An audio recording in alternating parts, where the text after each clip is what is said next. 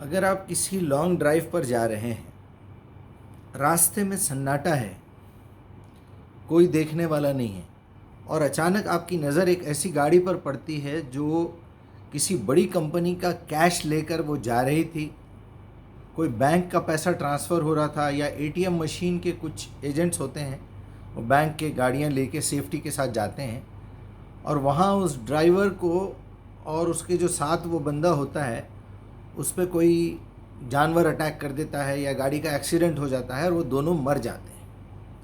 ابھی تک کسی نے وہاں دیکھا نہیں، کوئی ان کو روکا نہیں، ان کے بارے میں چیک نہیں کیا، آپ نے دیکھ لیا اور گاڑی کھلی ہوئی ہے اور کروڑوں روپے اس میں ہیں۔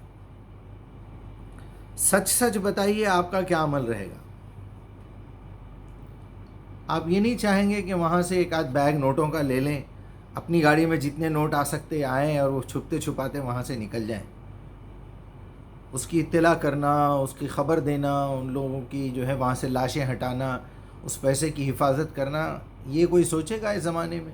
اس زمانے میں تو کیا، میں سمجھتا ہوں جب سے دنیا بنے گی کوئی بھی انسان اس طرح سے نہیں کرے گا، الا یہ کہ وہ قرآن مجید پر ایمان رکھتا ہو، وہ اللہ پر ایمان رکھتا ہو، اور اس بات کا یقین رکھتا ہو کہ میری زندگی کا ایک ایک لمحہ، ایک ایک صلاحیت، میری زندگی کا ایک ایک پیسہ، میرے الفاظ جو سنتا ہوں، جو بولتا ہوں، میرے خیالات جو سوچتا ہوں، میرے دل کے ارادے جو میں مانتا ہوں، جو نیتیں، ہر ایک کا حساب ہونا ہے۔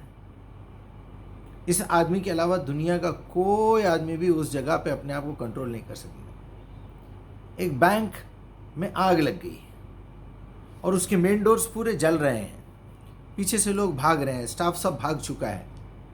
آپ کو پتہ چلا کہ بھائی آپ ٹوائلٹ میں تھے، باہر نکلے تک سب خالی ہو چکے ہیں اور وہاں ڈھیروں کا کیش پڑا ہوا ہے، پیچھے کے ڈور سے بھاگ گئے ہیں سب۔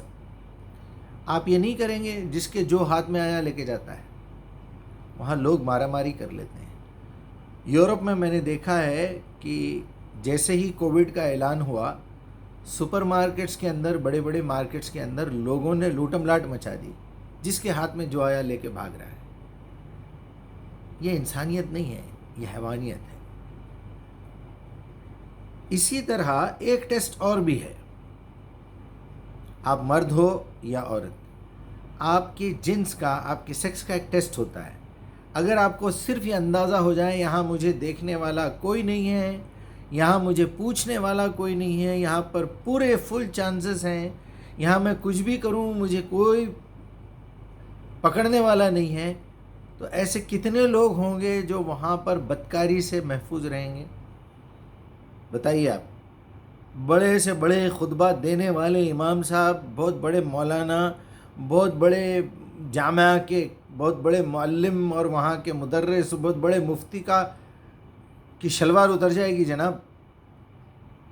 تو عذراء کرم، اپنے ایمان کا خیال رکھیے، اور اس ایمان کو پیدا کرنا ہے، برقرار رکھنا ہے، اس کی حفاظت کرنا ہے، تو یقین جانیے سوائے اس کتاب کے، اللہ کی کتاب کے، آپ کو دنیا کی کوئی طاقت نہیں روک سکتی۔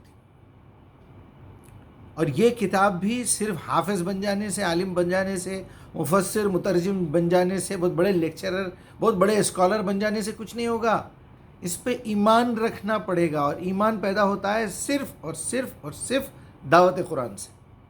چیلنج کرتا ہوں میں، ایمان اگر پیدا ہوتا ہے تو جب آپ لوگوں کو قرآن کی دعوت پہنچاتے ہیں تو آپ کے دل کا یقین، بھروسہ، علم الیقین، عین الیقین، حق الیقین پیدا بھی ہوتا ہے، بڑھتا بھی رہتا ہے اور مستمر بھی رہتا ہے۔ اس کی کنسسٹنسی برقرار رہتی ہے، وہ کانسٹنٹلی چلتا ہے، نہیں تو ختم ہو جائے گا۔ آپ جس دن دعوت چھوڑیں گے، آپ غلط فہمی میں ہیں کہ آپ مومن ہیں، اللہ کے پاس آپ مومن نہیں ہیں۔ میری بات لکھ لیجئے، یہ میرا اپنا ذاتی تجربہ ہے، میں آپ سے کہہ رہا ہوں۔ اللہ تعالی ہمارے ایمان کی حفاظت فرمائے۔ اب پھر میں دعا کرتے ہوئے پیچھے ہٹ جاتا ہوں۔ اللہ کیوں حفاظت فرمائے بھائی؟ اللہ نے آپ کے ہاتھ میں دے دیا ہے، یہ کام کرو گے تو محفوظ رہے گا۔ میں گاڑی کھلی رکھ کے اللہ اس کی حفاظت کر لے، میں کیش روڈ پہ چھوڑ کے، بیگ چھوڑ کے آ جاؤں 1 کروڑ روپے کا، اللہ تو حفاظت کر لے، ایسے نہیں ہوتا میرے بھائی۔ گاڑی کھلی ہے، اندر سامان پڑا ہوا ہے، اللہ تو حفاظت کر لے، یہ کیا بات ہے؟ تو اس طرح کی نالائقیوں سے باہر آئیے اور اپنے ایمان کی خود حفاظت کیجئے، دعوت قرآن دیجئے، تبھی آپ انسان ہیں۔